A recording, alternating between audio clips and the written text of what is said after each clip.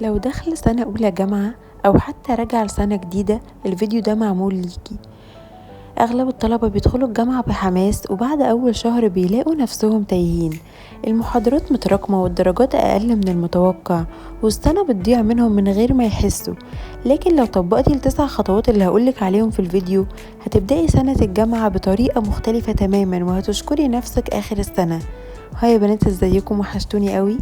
النهاردة موضوعنا عن 9 خطوات هيخلوكي تبدأي الجامعة أو السنة الجاية بطريقة صح ومثمرة. أول خطوة، نظمي يومك من البداية. أكبر غلطة إنك تقولي لما الدراسة تبدأ هبقى نظم.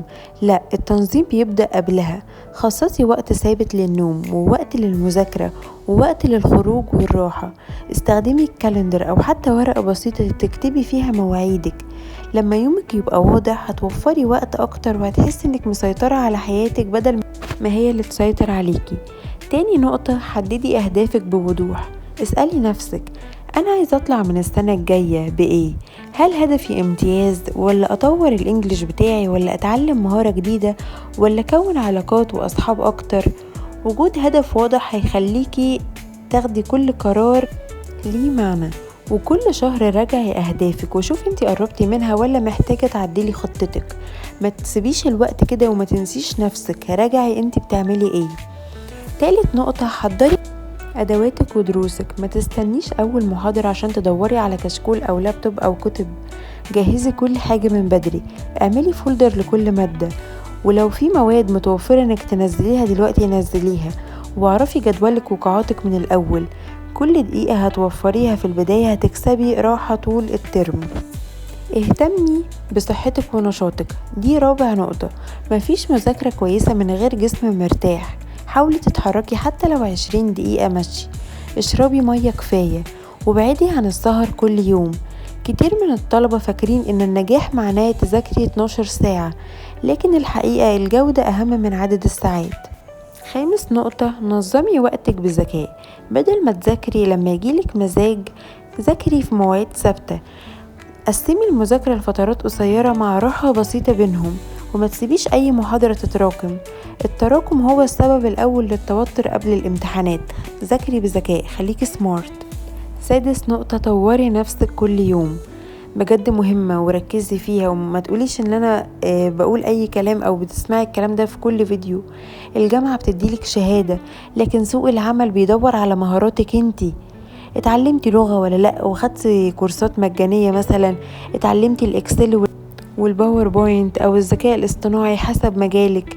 حتى لو 20 دقيقة في اليوم، بعد سنة كاملة هتتفاجئي قد ايه مستواكي اتغير. ما تستهتريش بيهم. كلي أكل صحي يغذيكي.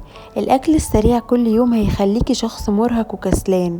مش لازم نظام غذائي معقد، بس حاولي تدخلي بروتين وخضار وفاكهة في يومك. وافطري قبل ما تنزلي، مخك محتاج طاقة عشان يركز. تامن نقطة، كوني صداقات إيجابية. اختاري الناس اللي تشجعك تكوني أحسن. صاحبي اللي بيحضر محاضرات، واللي بيشارك الملخصات أصلا، واللي بيشجعك وقت الإحباط. الصحبة في الجامعة ممكن ترفعك لفوق أو تضيع وقتك بالكامل. اختاريها بعناية. تاسع نقطة، ما تنسيش الراحة والاسترخاء. مش لازم تفضلي شغالة 24 ساعة. خدي وقت لنفسك، اقري كتاب، اتفرجي على فيلم بتحبيه، اقعدي مع أهلك وركزي في الجملة. اخرجي مع أصحابك، لأن الراحة مش بتضيع وقت. الراحة جزء من النجاح. لما ترجعي للمذاكرة بعقل مرتاح هتنجزي أكتر بكتير. آخر حاجة، افتكري النجاح في الجامعة مش بيبدأ ليلة الامتحان، بيبدأ من أول يوم، والعادات الصغيرة اللي بتكرريها كل يوم بتفرق. لو وصلت لغاية هنا اكتبيلي في التعليقات أنهي خطوة تبدأي تطبقيها من النهاردة. ولو عجبك الفيديو ما تنسيش تشتركي في القناة وتعملي لايك، واستني فيديوهات اكتر هتساعدك تعدي الجامعة بأقل تعب واكتر استفادة. Thank you for watching.